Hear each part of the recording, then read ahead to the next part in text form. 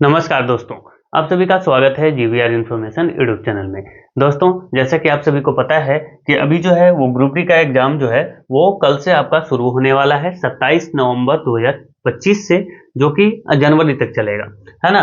तो हम लोगों ने देखा था कि जो भी जनरल अवेयरनेस के जो क्वेश्चन जो पूछे जाएंगे वो करेंट अफेयर्स पे बेस होंगे। जैसे आप यहाँ पे देख सकते हैं कि जनरल अवेयरनेस के जो 20 क्वेश्चन पूछे जाने हैं, कितने क्वेश्चन, 20 क्वेश्चन, ये सारे के सारे करेंट अफेयर पे बेस होंगे, जिसमें साइंस एंड टेक्नोलॉजी के क्वेश्चन होंगे, स्पोर्ट्स के होंगे, कल्चर के होंगे, पर्सनालिटीज के होंगे, इकोनॉमिक्स में जो भी बदलाव हुए हैं वो होंगे, पॉलिटिक्स होंगे और any other subjects of important जैसे कि समिट वगैरह, मिलिट्री एक्सरसाइज, ये सारे चीज आने हैं। तो मैंने यहाँ पे क्या क्या आपको इसमें से कंप्लीट करवा दिया। सबसे पहले मैंने आपको स्पोर्ट्स का वीडियो दिया, उसके बाद मैंने आपको एक पर्सनालिटीज का भी वीडियो दिया। आप चाहें तो देख सकते हैं, मैं अभी उसका एक प्लेलिस्ट बना दे रहा हूँ, ठीक है, कोई बात नहीं। उसके बाद मैं एक कल ही वीडियो दिया पॉलिटिक्स का और एनी अदर सब्जेक्ट, जिसमें मैंने काफी ज्यादा करंट अफेयर्स भी करवाए हैं, ठीक है। आज मैं लेकर के आ गया हूँ साइंस एंड टेक, यहाँ पे जो बचा हुआ है science and tech, art and culture और उसके बाद इकोनॉमिक्स, क्योंकि ये बचे हुए थे और कल से आपका एग्जाम शुरू होना है। तो मेरी भी एक रिस्पॉन्सिबिलिटी बनती है कि एग्जाम शुरू होने से पहले ही ये चीज मैं करवा दूं, जो कि मैंने आपको प्रॉमिस किया था।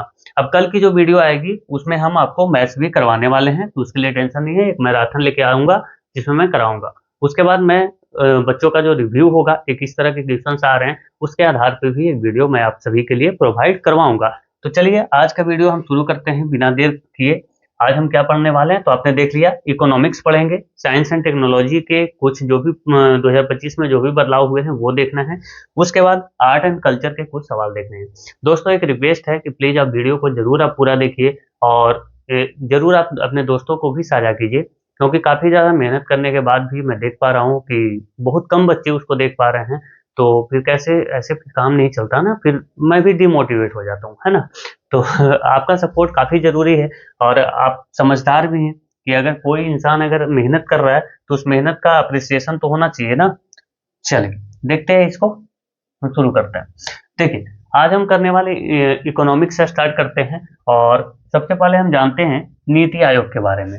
आपको पता है कि योजना आयोग जो है, योजना आयोग, कौन सा आयोग, योजना आयोग, जब हमारा संविधान लागू हुआ था 26 जनवरी 1950 को, तो योजना आयोग बनाया गया था, किस लिए, जो कि पंचवर्षीय योजना को क्या करता था, ये बनाता था। पंचवर्षीय योजना जो कि रूस के संविधान से लिया गया था, रूस से लिया गया था, रसिया, यूएसएसआर आप बोल सकते हैं। तो योजना आयोग की स्थापना 1950 में होती है और ये पंचवर्षीय योजना जो है 12वीं जो पंचवर्षीय योजना थी, ये कब से कब तक चली, तो 2012 से 2017 उसका कार्यकाल था। लेकिन फिर बीजेपी का गवर्नमेंट आया था 2014 में और योजना आयोग को समाप्त करके नीति आयोग बनाया जाता है, जिसका फुल फॉर्म होता है national institution for transforming India, ठीक है जी। स्थापना इसकी कब हो जाती है, 1 जनवरी 2015 को। अध्यक्ष इसके कौन होते हैं, प्रधानमंत्री। योजना आयोग के भी अध्यक्ष कौन होते थे, प्रधानमंत्री। प्रथम सीईओ की बात करें तो सिंधु श्री खुल्लर थी, कौन, सिंधु श्री खुल्लर। प्रथम उपाध्यक्ष कौन थे, तो अरविंद पनगड़िया थे। लेकिन वर्तमान से हमें मतलब है, तो अगर वर्तमान सीईओ की बात करें, प्रथम तो थे सिंधु श्री खुल्लर, वर्तमान में बीवीआर सुब्रमण्यम है, जिनके कार्यकाल को 1 साल एक्सटेंड किया गया है, बढ़ाया गया है, सॉरी। अगर बात करें वर्तमान उपाध्यक्ष कौन है, तो सुमन बेरी जो है वो है वर्तमान उपाध्यक्ष। दोस्तों, नीति आयोग बहुत सारे इंडेक्स जारी करती है, जिसमें से एक जो इंडेक्स है एसडीजी इंडिया इंडेक्स, यानी कि sustainable development goal India index 2023-24 इसने जारी किया, जिसमें केरल और उत्तराखंड ने शीर्ष स्थान हासिल किया है। किसने, तो केरल और उत्तराखंड ने, दोनों का जो स्कोर है वो कितना रहा है, तो 79, कहाँ पे है लिखा मैंने, हाँ 79 दोनों का स्कोर रहा है, कितना, 79। खराब प्रदर्शन सबसे किसका रहा, तो बिहार का रहा, जो कि 57 अंक ही ला पाया, जबकि दूसरा सबसे ज्यादा खराब प्रदर्शन झारखंड का रहा, 62 अंक वो लेके आया।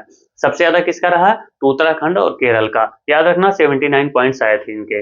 अगर बात करें भारत का समग्र जो एसडीजी इंडिया इंडेक्स है, मतलब कि एक एवरेज जो निकल के आया, क्योंकि किसी का कम होता है किसी का ज्यादा है, तो भी एक एवरेज जो निकल के आया समूचे भारत का, वो निकल के आया 71, ठीक है। वर्ष 2021 में ये 66 था और 2018 की बात करें तो ये 57 था। कभी कभी पूछ लिया जाता है कि बढ़ोतरी हुई है या नहीं, तो आप देख सकते हैं 18 में 57, फिर 21 में आ गया कितना, 66, 23-24 में कितना आ गया, तो 71, समग्र स्कोर की बात हो रही है। अब इसके बाद ये फिर से करीब 26-27 में फिर से इसको जारी किया जाएगा। स्कोर की बात करें तो कैसे इसको पता चलता है कि कौन कैसा प्रदर्शन कर रहा है, तो 0 से 49 के बीच अगर कोई स्कोर लाता है तो वो आकांक्षी है, ठीक है। अगर 50 से 64 के बीच लाता है तो वो प्रदर्शन करता है, जबकि 65 से 99 के बीच अगर कोई स्कोर लेके आता है तो ये अग्रणी है। जैसे कि अगर हम बात करते हैं उत्तराखंड और केरल, तो ये अग्रणी में गिना जाएगा, ठीक है। अगर बात करें बिहार कौन सा प्रदर्शन करता है, तो ये प्रदर्शनकर्ता में आएगा, ठीक है जी। जबकि अगर किसी का स्कोर अगर 100 आ जाता है तो वो एकदम सफल हो चुका है। चलिए आगे आते हैं। अब हम बात कर लेते हैं एफडीआई, जो कि फॉरेन डायरेक्ट इन्वेस्टमेंट आती है, जो कि विदेशी जो निवेश आता है हमारे देश में, विदेशों से हमारे देश में जो निवेश आता है उसकी क्या स्थिति है उसको देखते हैं।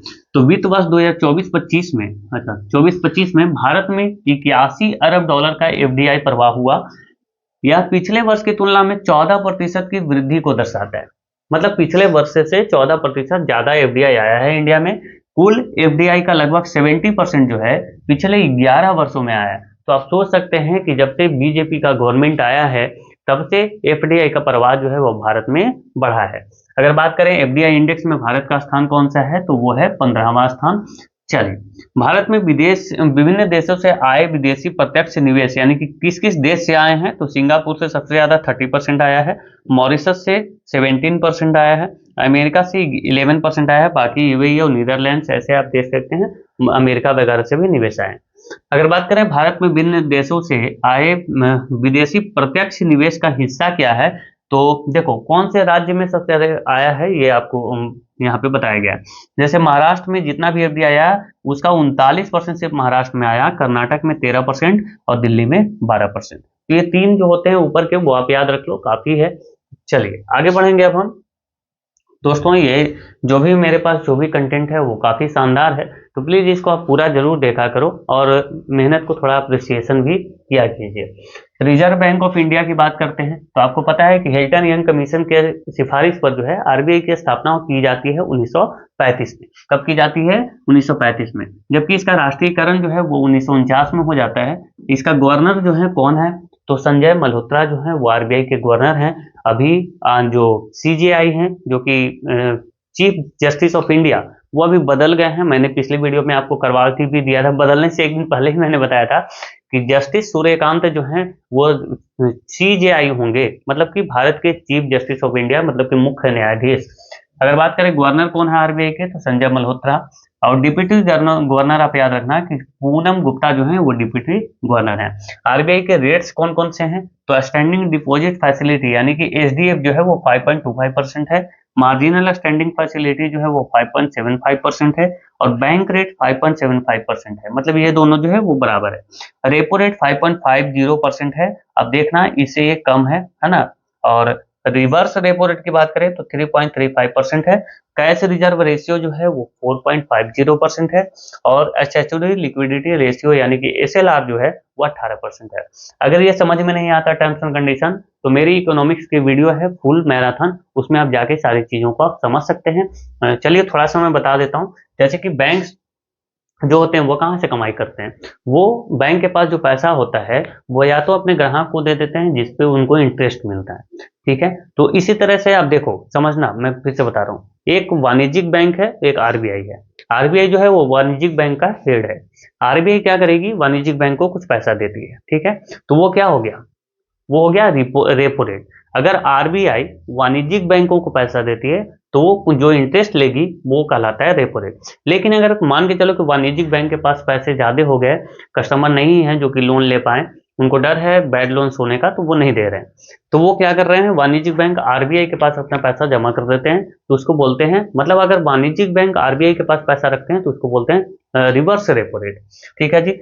इसी तरीके से कैश रिजर्व रेशियो की अगर बात किया जाए तो जो भी पैसा होता है कॉमर्शियल बैंक के पास, वो सारे पैसे जो है वो उधारी यानी कि लोन वो नहीं दे सकते, क्योंकि उसमें खतरा होता है, लोन में खतरा होता है, बैड लोन्स होने का खतरा है ना, डूब सकता है पैसा। तो वो क्या करते हैं कि आरबीआई कहती है कि सारे लोन आप पैसे के रूप में आप उधार नहीं दे सकते, आपको क्या करना है कि 4.5% जो है वो कैश के रूप में आपको रखना होगा, जिसपे आरबीआई क्या करेगी, इंटरेस्ट आपको नहीं पे करेगी। उसी तरीके से एस्टेट लिक्विडिटी रेशियो जो है, इसमें आपको कैश के रूप में ना रख करके सोना चांदी बॉन्ड वगैरह रखना होता है, जो कि 18% रखना होता है। चलिए मोटा मोटा मैंने बता दिया, आगे चलते हैं। महत्वपूर्ण ऐप और पोर्टल देख लेते हैं। तो यहाँ पे सेबी ने एक ऐप, अच्छा, एक प्लेटफॉर्म लॉन्च किया जिसका नाम है मित्रा।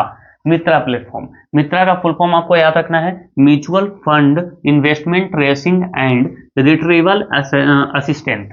ये मित्रा का फुल फॉर्म है, तो आपको याद रखना है। और ये किसने लॉन्च किया है ये भी याद रखना है, SEBI, security exchange board of India, इसकी स्थापना, सॉरी, इसको क्या करता है, लॉन्च करता है सेबी। अगर बात करें कर्नाटक राज्य एक गरुड़ाक्षी एक जो ऑनलाइन एफआईआर जो प्रणाली है वो लॉन्च करता है। ऑनलाइन एफआईआर कोई भी दर्ज करा सकता है जिसका नाम है गरुड़ाक्षी। दिल्ली पुलिस ने शिष्टाचार दक्षता जो है वो लॉन्च किया। ये छेड़छाड़ से निपटने के लिए इसको दिल्ली सरकार ने लॉन्च किया था। अभी दिल्ली में किसकी सरकार है, या फिर आप बताना कि दिल्ली के सीएम कौन है, हालांकि मैंने ये भी करवा रखा है, आपको बताना है कमेंट में। आंध्र प्रदेश ने माना मित्रा ऐप लॉन्च किया है, और सॉरी ये चैट बोट है, क्या है, चैट बोट है।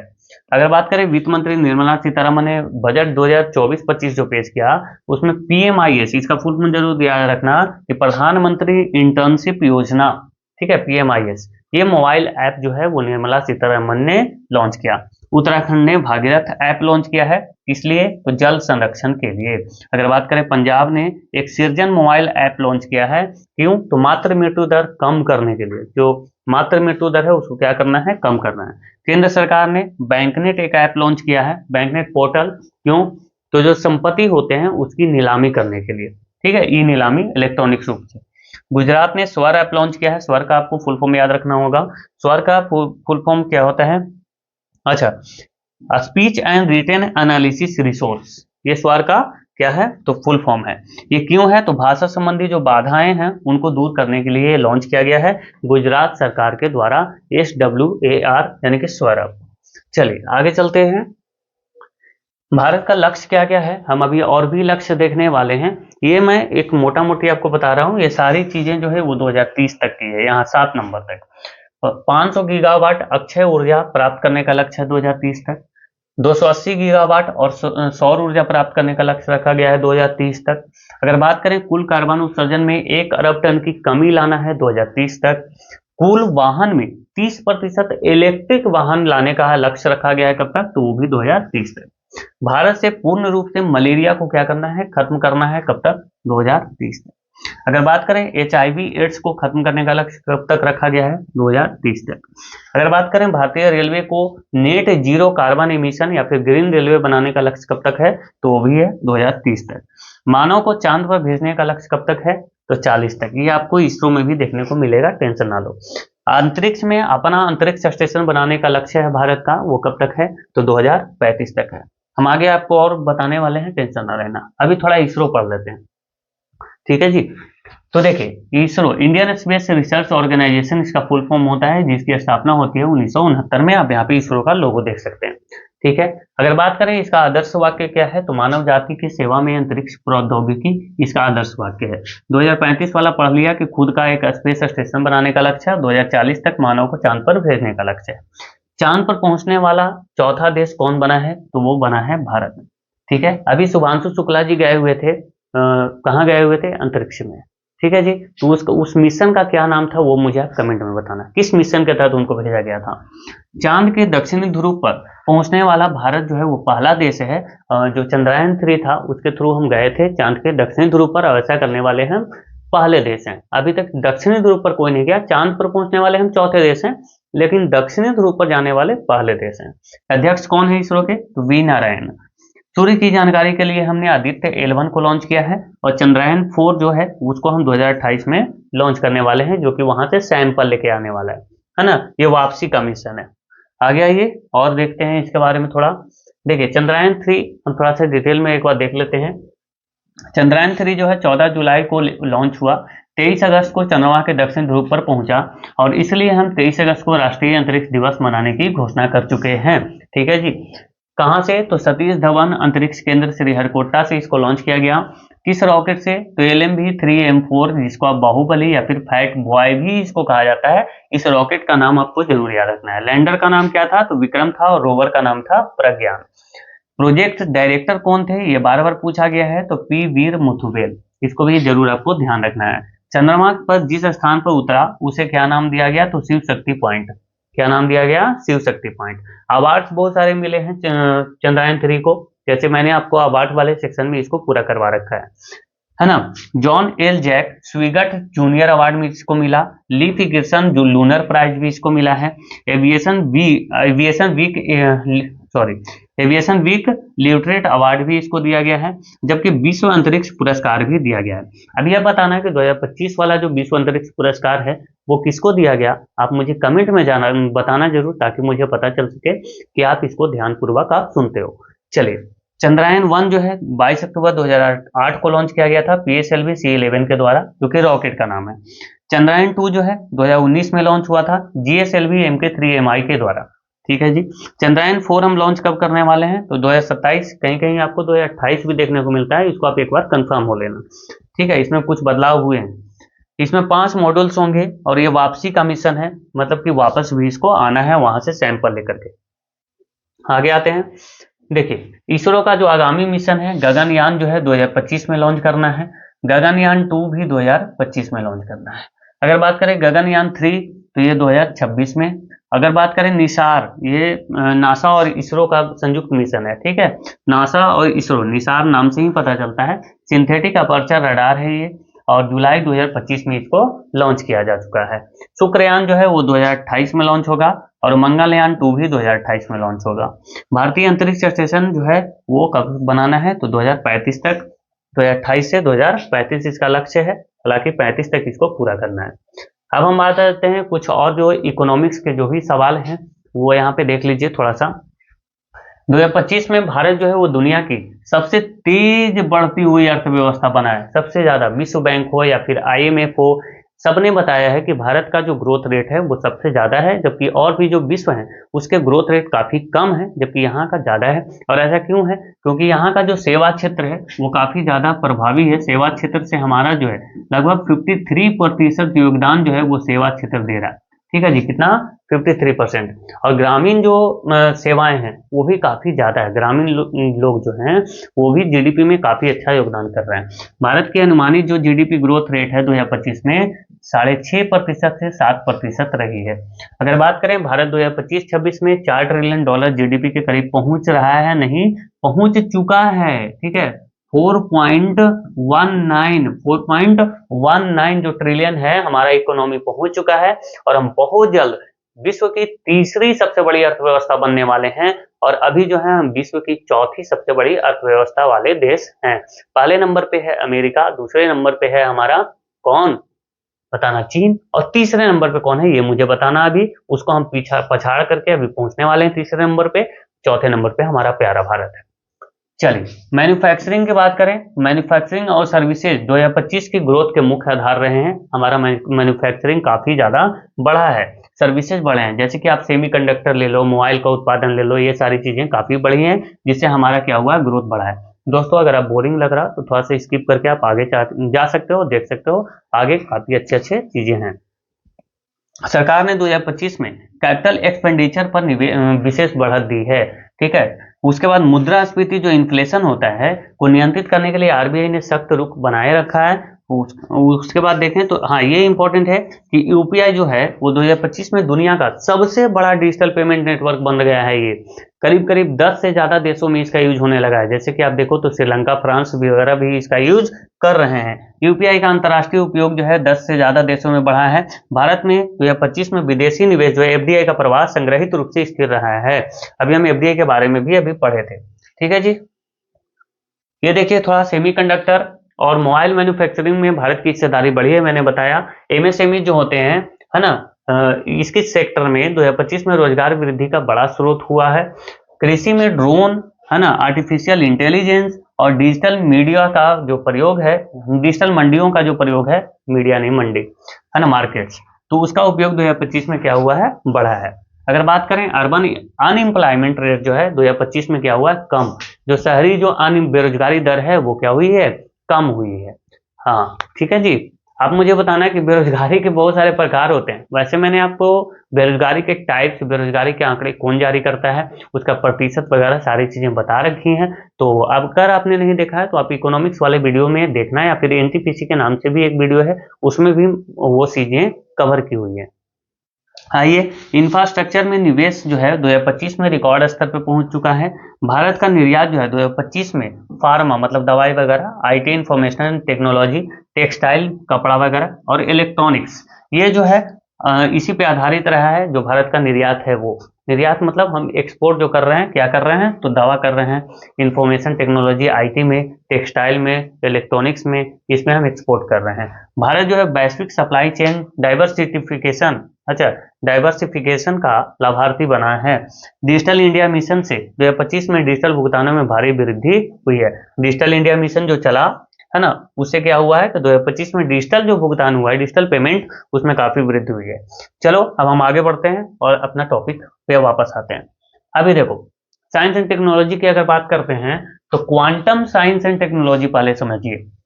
2025 का जो वर्ष रहा है, international year of quantum science इसको डिक्लेयर किया गया है। कौन सा वर्ष? तो ये क्वांटम साइंस का वर्ष 2025 को घोषित किया गया है। और देखो, international year of quantum science and technology मतलब IYQ international year of quantum, ये 2025 को घोषित किया गया।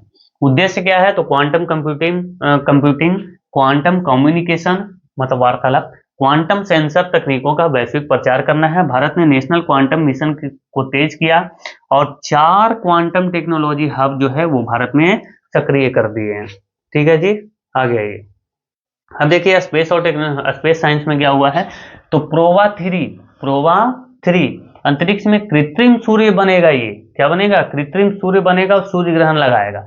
कृत्रिम सूर्य ग्रहण लगाएगा और सूर्य के कोरोना का अध्ययन करेगा। सूर्य का जो भाग होता है ना, आपने पढ़ा होगा, कोरोना होता है, प्रकाश मंडल, किरीट वगैरह, तो ये कोरोना का अध्ययन करेगा। सूर्य का जो क्या बनेगा, कृत्रिम सूर्य ग्रहण का ये स्वरूप बनाएगा और सूर्य के जो कोरोना होता है उसका ये अध्ययन करेगा। वीरा रॉबिन ऑब्जर्वेटरी 2025 में पहली डीप स्काई सर्वे इमेज जारी किया। कौन? तो वीरा रॉबिन ऑब्जर्वेटरी, ये क्या जारी किया? तो डीप स्काई सर्वे इमेज इसने जारी किया है, ध्यान रखना। इसरो के 2025 के मिशन क्या है? तो गगनयान अनमैन्ड मिशन जो 3 है वो सफल, इसका परीक्षण किया गया है, मैंने आपको बताया था।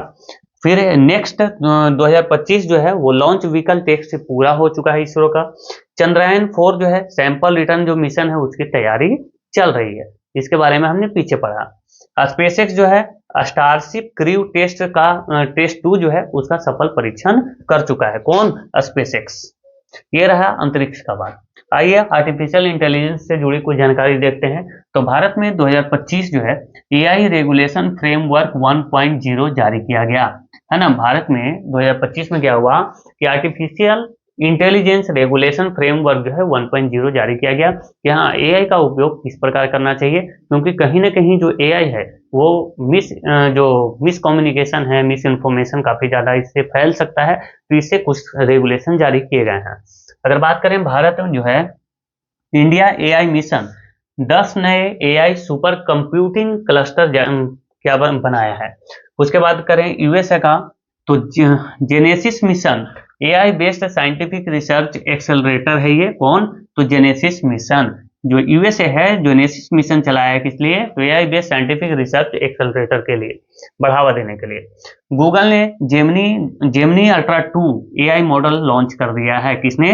तो गूगल ने क्या लॉन्च किया? Gemini ultra 2 AI model launch किया है। किसने? गूगल ने। आगे आइए, आगे आते हैं दोस्तों। अब हम हेल्थ एंड मेडिकल साइंस के बारे में थोड़ा जानते हैं। तो भारत जो है आरएनए डीएनए आपने पढ़ा ना, mRNA वैक्सीन हब की स्थापना की है, जो कि एशिया का सबसे बड़ा ये होने वाला है vaccine hub. mRNA vaccine hub की स्थापना करी है किसने? भारत ने। ध्यान रखना, सिंथेटिक ब्लड जो कि कृत्रिम ब्लड का पहला ह्यूमन ट्रायल जो है 2025 में सफल हो चुका है। WHO ने laser based TB detection system को स्वीकृति दे दी है, कि मतलब लेजर से जो है वो टीबी का पता लगाया जाएगा इस माध्यम से। ठीक है, तो इसको WHO ने क्या की है? दे दिया स्वीकृति। AI based cancer prediction system को 2025 में वैश्विक सम्मान मिला है। मतलब कि कैंसर जो प्रेडिक्शन है, किसको कैंसर होने वाला है, उसका कैंसर प्रेडिक्शन कर लेता है किसके माध्यम से? एआई के माध्यम से। तो इसको भी क्या मिला है? वैश्विक स्तर पर इसको सम्मान मिला है। आगे आइए, ये क्या हुआ, हाँ, टेक्नोलॉजी एंड इनोवेशन। इनोवेशन का मतलब होता है नवाचार, मतलब नई नई सोच विकसित करना। आगे आपको बहुत सारी चीजें मिलने वाली है क्योंकि हम आर्ट एंड कल्चर भी अभी करने वाले हैं, ठीक है। ये मैं इस तरह का इसलिए करवा रहा हूँ, अगर क्वेश्चन बेस में करवाता तो ज्यादा टाइम होता है ना, ऐसे क्या है कि टाइम कम लगता है और काफी ज्यादा जानकारी यहाँ पे प्राप्त हो जाती है। भारत ने 2025 में जो है 1 लाख करोड़ का आरडी इनोवेशन फंड लॉन्च किया है, मतलब 1 लाख करोड़ रुपए जो है वो भारत ने लॉन्च कर दिया है, ताकि नई नई सोच जो है वो विकसित किया जा सके, इनोवेशन लाया जा सके। भारत जो है दुनिया का तीसरा सबसे बड़ा सेमीकंडक्टर निर्माता बनने की दिशा में अग्रसर है अभी। कौन सा? तीसरा सबसे बड़ा सेमीकंडक्टर निर्माता बनेगा भारत। 2025 में जो है 5G एडवांस यानी कि 5G-A है ना, 5G-A इसका जो है वो राष्ट्रीय विस्तार हुआ है। 5G-A का मतलब है एडवांस, जी का मतलब है जनरेशन, ठीक है जी। दुनिया की पहली hydrogen powered long range passenger train जो है 2025 में शुरू की गई। उसके बाद देखें तो ग्रेफीन बेस्ड बैटरीज का पहला वाणिज्यिक परीक्षण भी 2025 में हो चुका है। कौन सा बेस्ड? तो ग्रेफीन। आगे आइए, ये क्या हुआ भाई, यहां पे आते हैं। ओह, ये क्या हो रहा है, चलो कोई बात नहीं। यहाँ पे देखो दोस्तों, यहाँ पे कुछ मेला है जो कि 2025 में कहाँ पे लगाए गए हैं और अक्सर वहीं पे ये लगाए भी जाते हैं। अंतर्राष्ट्रीय सूरज कुंड मेला जो है हरियाणा के फरीदाबाद में लगा है। अंबुबाची मेला असम में, मेदाम यात्रा मेला तेलंगाना में, पुष्कर मेला तो राजस्थान में लगाया जाता है, नौचंडी मेला मेरठ में, गंगा सागर मेला कहाँ पे लगाया जाता है? पश्चिम बंगाल में। काफी ज्यादा पूछे जाते हैं तो इसलिए मैं इसको सोचा कि इसको भी ले लेता हूँ, आर्ट एंड कल्चर का ही सब्जेक्ट है। सरस मेला जो है वो जम्मू कश्मीर में लगाई जाती है। सरस आजीविका मेला, ये देखो एक सरस मेला और एक सरस आजीविका मेला, ये जो है गुरुग्राम में लगाया जाता है आजीविका वाला, ये कहाँ पे है? तो हरियाणा में। श्रावणी मेला जो है देवघर जो कि झारखंड में है, यहाँ पे लगाया जाता है। हेमिस गोम्पा मेला लद्दाख में लगाया जाता है। झींगा मेला पंजाब में, ऑरेंज त्योहार नागालैंड में, और सोनपुर मेला कहाँ? बिहार में, जो कि पशुओं का सबसे बड़ा मेला है ये। लक्की मेला जो है राजस्थान के सीकर में लगाया जाता है, तो ध्यान रखेंगे। ये सारे फेयर्स हैं, मतलब मेले हैं।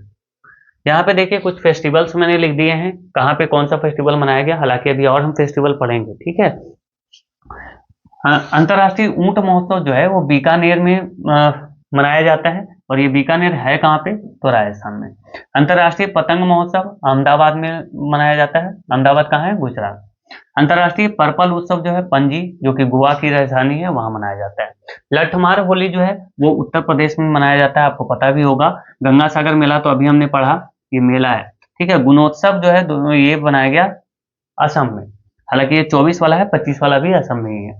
फुलदेई महोत्सव उत्तराखंड में, और गोरसम कोरा उत्सव अरुणाचल प्रदेश में। हरेला और हरेली, अब ध्यान रखना कि हरेला उत्सव जो है वो उत्तराखंड में मनाया जाता है, जबकि हरेली छत्तीसगढ़ में मनाया जाता है। ई की मात्रा आएगा तो ई की मात्रा यहाँ भी आएगा, ऐसे करके आप याद रख लेना। मकर विलक्कू जो है वो केरल में मनाया जाता है। मंडला पूजा उत्सव सबरीमाला मंदिर जो कि केरल में है वहां पे मनाया जाता है। चंदूबी महोत्सव जो है वो असम में मनाया जाता है। जूझ उत्सव असम में, और मवेशियों का त्योहार एक है कनुमा जो कि तेलंगाना में मनाया जाता है, ठीक है जी। चलिए ये हो गए मेले। अब हम देख लेते हैं कुछ जो फेस्टिवल्स हैं इसके बारे में एक एक करके थोड़ा डिटेल्स। देखिए संगाई फेस्टिवल 2025 वाला जो है वो कहाँ मनाया गया है? मणिपुर में।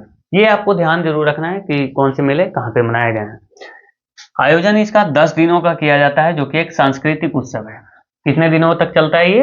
10 दिनों तक। मुख्य आकर्षण क्या रहा है? तो पारंपरिक नृत्य, लोकगीत, हस्तशिल्प और स्थानीय व्यंजन इसमें बनाए गए, ठीक है जी। स्थानीय व्यंजन का बढ़ावा देना, वहाँ के हस्तशिल्प क्या है, मतलब कि जो क्या बोलते हैं उसको हथकरघा आप बोल सकते हैं।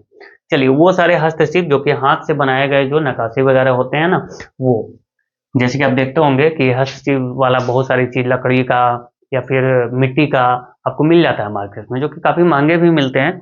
तो वही है हस्तशिल्प, वो जो मणिपुर मतलब कि वहाँ के जो स्थानीय जो चीजें हैं उसका बढ़ावा मिला है यहाँ पे, ठीक है। लोकगीत और पारंपरिक नृत्य, उद्देश्य क्या है? तो मणिपुरी संस्कृति को बढ़ावा देना, ठीक है जी। आगे आइए एक एक करके देखते हैं फटाफट। Art deco movement, art deco movement आपको याद रखना है, इसके 100 साल अभी पूरे हुए हैं। शीर्षक इसका क्या रखा गया है? तो Ocean Drive to Marine Drive, Ocean Drive to Marine Drive, mapping a century of Deco. ये देखो कहाँ पे इसको मनाया गया, तो मुंबई में। थीम क्या था इसका, तो भारत और विश्व में आर्ट डेको वास्तुकला के 100 वर्ष। आर्ट डेको वास्तुकला के कितने वर्ष, 100 वर्ष। ये अब देख लेना है एक एक करके, ठीक है। मैं जल्दी जल्दी खत्म करता हूँ। IFFI 2025, ये जो है 56वां अंतर्राष्ट्रीय फिल्म महोत्सव जो है, ये कहाँ मनाया गया, तो गोवा में। जरूर आप ध्यान रखना कहाँ मनाया गया, गोवा में। आयोजन जो है 20 से 28 नवंबर 2025, अभी तो चल ही रहा है ना, तो ये गोवा में अभी चल रहा है। भागीदारी 81 देशों की लगभग 240 फिल्में इसमें भागीदार हो रहे हैं, मतलब भाग ले रहे हैं। फिल्म उद्घाटन फिल्म कौन सा था, तो ये याद रखना, द ब्लू ट्रेल, जो कि ब्राजील का फिल्म है, वो इसका उद्घाटन फिल्म था। फोकस क्या है, तो नई तकनीक, डेब्यू फिल्मों और डॉक्यूमेंट्री पर आधारित जो फिल्में हैं, ये इस पे मेन फोकस है। चलिए, 56वां अंतर्राष्ट्रीय फिल्म महोत्सव कहाँ मनाया गया, गोवा में। अब देखो, कोची कोची मोरिजिस बाइनाले, है ना, कोची मॉरिजिस बाइनाले 2025 जो है भारत का सबसे बड़ा ये आधुनिक कला महोत्सव है। शुरुआत कब होती है, होनी है, तो दिसंबर 2025 में। अब हुई ही नहीं है, लेकिन होनी है, आपको जरूर याद रखना चाहिए। इस पे किस पे फोकस किया जाएगा, तो इंस्टॉलेशन पे, आधुनिक कला प्रयोग पे और वैश्विक कलाकारों का संगम इसमें होगा। आइए थोड़ा सा और कोसला फेस्टिवल देख लेते हैं। कोसला फेस्टिवल जो है ये लखनऊ में मनाया जाएगा। फोकस क्या है, तो कला, हस्तशिल्प, पारंपरिक व्यंजन, वही चीजें, मतलब कि वहाँ के जो, जैसे कि ये लखनऊ का है, कोसला फेस्टिवल कहाँ का है, लखनऊ का। तो लखनऊ के जो वहाँ के जो स्थानीय जो संस्कृति है, उसी को बढ़ावा देना इसका उद्देश्य होता है। कोसल क्षेत्र की सांस्कृतिक विरासत का प्रदर्शन इसमें किया जाना है, ये खास चीजें हैं। आगे आइए, अब हम थोड़ा सा नेशनल समिट्स देख लेते हैं। वैसे इंटरनेशनल समिट्स मैंने कल की वीडियो में आपको करवा रखा है, आज हम नेशनल समिट थोड़ा सा कर लेते हैं। भारत कॉलिंग कॉन्फ्रेंस 2025 मुंबई में हुई। आहार 2025 के 39वें संस्करण कहाँ हुआ, तो नई दिल्ली में हुआ है, ठीक है। 10वां रायसीना डायलॉग 2025 में जो है वो नई दिल्ली में हुआ। उद्घाटन कौन किए इसके, नरेंद्र मोदी। जबकि चीफ गेस्ट कौन थे, तो न्यूजीलैंड के पीएम क्रिस्टोफर लक्सन इसके चीफ गेस्ट थे। अगर बात करें जल स्थिरता सम्मेलन 2025, जो कि दूसरा है, कौन सा, दूसरा है, ये भी नई दिल्ली में हुआ है। कौन सा, जल स्थिरता सम्मेलन। 24वां विश्व सतत विकास शिखर सम्मेलन 2025 जो है वो भी नई दिल्ली में हुआ है। एशिया और प्रशांत क्षेत्रों में 12वां उच्च स्तरीय 3R, ये 3R आप जरूर ध्यान रखना, रिड्यूस, रीयूज और रिसाइकल। ये जो 3R है, 12वां उच्च स्तरीय क्षेत्रीय 3R जो है एशिया प्रशांत क्षेत्रों में, और सर्कुलर इकोनॉमी फोरम जो है वो कहाँ पे, इस बार राजस्थान के जयपुर में किया गया। पहली बार अखिल भारतीय ट्रांसजेंडर सम्मेलन का आयोजन कहाँ हुआ है, तो अजमेर में। दूसरा अखिल भारतीय राज्य जल मंत्री सम्मेलन, ये मंत्री लिखा हुआ है, बस आप देख लेना, ये डिजिटल बोर्ड पे आता है ना, तो बहुत सारी चीजें जो आधा होती है, जैसे आप देखो यहाँ पे संस्करण, तो ऐसे लिखेगा, ऐसे लिखता है सन और सा, हमें आधा सा लिखना है, तो ये ऐसे लिख के काट देता है, ठीक है। तो ये आधा सा हो गया, लिखता सही है, लेकिन ये थोड़ा सा यहाँ पे गड़बड़ कर देता है ना, सही से दिखता नहीं है। ये बोर्ड का दिक्कत है भाई, मेरा टाइपिंग का दिक्कत नहीं है, टाइपिंग सही होता है, लेकिन जब इसमें आता है तो ऐसा हो जाता है।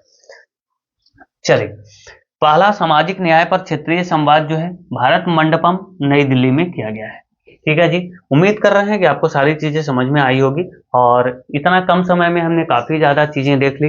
अब यहाँ पे मैं आपको बता दूं कि जीके के जो हैं, जीके के 20 क्वेश्चंस आने हैं। कितने क्वेश्चंस आने हैं, जो कि ओनली बताया गया है कि करंट अफेयर पर बेस आएगा। आपको अगर बिलीव नहीं हो तो आप जा करके उसमें जो मॉक टेस्ट जो जारी किया गया था रेलवे की वेबसाइट पर, उस पर भी आप देख सकते हैं कि 20 के 20 क्वेश्चन करंट अफेयर्स पे ही बेस्ड थे। और इसलिए मेरा दिमाग खनका, मुझे लगा कि नहीं, ये लोगों को ये जानकारी देना काफी जरूरी है, नहीं तो आप फिर पढ़ते रह जाओगे, हर, है ना, मौर्य वंश, गुप्त वंश, अकबर, बीरबल, ये सारे पढ़ते रह जाओगे, पता चला कि कुछ आया। तो उससे बढ़िया है कि क्यों ना हम करंट अफेयर्स पे थोड़ा फोकस कर लें। और जो सबसे बड़ी बात ये रही, ये 4-5 क्लास मैंने आपको दिया, सबसे खास बात ये रहा कि जो उसमें जो चीजें थी, मतलब कि जो आपका जो दिया गया था, जो नोटिफिकेशन में जो जो सब्जेक्ट दिए गए थे, मैंने वो करवाया, ठीक है। तो मैंने स्पेसिफिक टारगेट किया है, ये ऐसा नहीं कि कुछ भी अनटकानी तीर चला रहा हूँ, वैसा नहीं किया भाई, क्योंकि मुझे रीच, ऐसा नहीं है कि मैं बहुत ज्यादा फेम कमा लूँ और कुछ वगैरह लेके आ जाऊँ ऐसा वीडियो जिसमें हिस्ट्री पढ़ाने लग जाऊँ, ट्यूशन लेके आ जाऊँ 100, तो ऐसा नहीं है। आप, मैं सोचता हूँ कि एग्जाम के टाइम में आपका समय बर्बाद ना किया जाए, और चलिए मैं समय आपका बर्बाद नहीं भी करूंगा। और कल मैं आपको बता दूं, मैं सोच रहा हूँ कि एक मैथ्स की वीडियो और एक रीजनिंग की मैराथन वीडियो मैं आपको करवा दूं। ठीक है, अब बताना जरूर कि ये आना चाहिए या नहीं। अगर आप बोलेंगे तभी मैं इसको करवाऊंगा, नहीं तो अभी इसको मैं नहीं करवाऊंगा। ठीक है, आपका अगर कमेंट आता है कि ये आना चाहिए तब मैं करवाऊंगा। मैं चाह रहा हूँ कि मैथ में जैसे कि अभी जो एनटीपीसी में जो भी क्वेश्चन पूछे गए, आरपीएफ एसआई में पूछे गए, है ना, उसके बाद आरपीएफ कांस्टेबल में पूछे गए, ठीक है, कांस्टेबल में पूछे गए। एनटीपीसी मतलब कि ग्रेजुएट लेवल और नॉन ग्रेजुएट लेवल जो कि 12th लेवल पे था, उसके कुछ क्वेश्चन जो जो टाइप से हैं, हर टाइप से एक एक क्वेश्चन मैं करवा दूं और उसका तरीका मैं बता दूं। मुश्किल से मुश्किल ज़्यादा से ज़्यादा 60 से 70 क्वेश्चन बनेंगे और वो अगर करवा दूंगा तो काफ़ी अच्छा रहेगा। वो आप तरीका एक बार आपका रिवाइज हो जाएगा। मैं ये नहीं बोल रहा कि आपको तरीका नहीं आता, आता है आपको, लेकिन एक रिवीजन अच्छा हो जाएगा। उसी तरीके से एक मैं चाह रहा हूँ कि एक रीजनिंग का भी करवा दूं, लेकिन आपका इसमें क्या राय है आप जरूर बताना कि ये दोनों वीडियो आना चाहिए या नहीं आना चाहिए। आप बोलेंगे तब मैं जरूर इसको करवा दूंगा। कल करवा दूंगा मैथ्स का, फिर रीजनिंग का परसों करवा दूंगा, हो जाएगा। चलिए, बाकी आप सब इतना देर बने रहे हैं उसके लिए बहुत सारा धन्यवाद। और अगर कोई भी अगर सजेशन है तो प्लीज मुझे आप कमेंट बॉक्स में जरूर बताना। हाँ, एक बच्चा था जो बोल रहा था कि बाइलिंगुअल में पीडीएफ दिया जाए, उनको मैं बताना चाहूंगा कि भाई अब देखो मेरे चैनल पे जाकर के कि 50 व्यूज आए हैं कल के वीडियो में, जबकि उसमें काफी अच्छे कंटेंट है, किसी में 100 व्यूज आए। ऐसे मैं कैसे पीडीएफ दे दूं भाई? आप इसका स्क्रीनशॉट ले लो ना, क्या ही दिक्कत है? और गूगल का जमाना है यार, तुम ट्रांसलेट कर लो उसको। अब क्या है कि यहाँ पे अगर मैं इंग्लिश और हिंदी दोनों अगर लेके आऊंगा, वैसा कब होता है मैं बताता हूँ, जब क्वेश्चंस हो ना तब वो अच्छा लगता है। मैं वैसे भी करवाऊंगा, मैं ये नहीं बोल रहा कि नहीं करवाऊंगा, मैं करवाऊंगा, लेकिन उसके लिए मुझे थोड़ा सा टाइम चाहिए। ठीक है, आप इसको समझ सकते हैं। मैं अकेला हूँ तो ज़्यादा कर नहीं पाता। इतना करने में ही, इतना टाइप करने में काफ़ी ज़्यादा मेहनत लगता है और काफ़ी ज़्यादा समय भी लगता है। अब इस चीज़ को आप अच्छे से समझ रहे होंगे। चलिए, सजेशन देने के लिए फिर भी आपका बहुत बहुत धन्यवाद। आप इस वीडियो को लाइक जरूर करना और शेयर जरूर कर देना है। ठीक है, आप चाहें तो इस चैनल को सब्सक्राइब भी कर सकते हैं, जिससे कि इसमें आपको सिर्फ पढ़ाई की ही चीज़ें मिले और कोई भी जो फालतू फालतू की चीज़ें हैं वो यहाँ पे नहीं दी जाती हैं। Thank you so much. जय हिंद दोस्तों।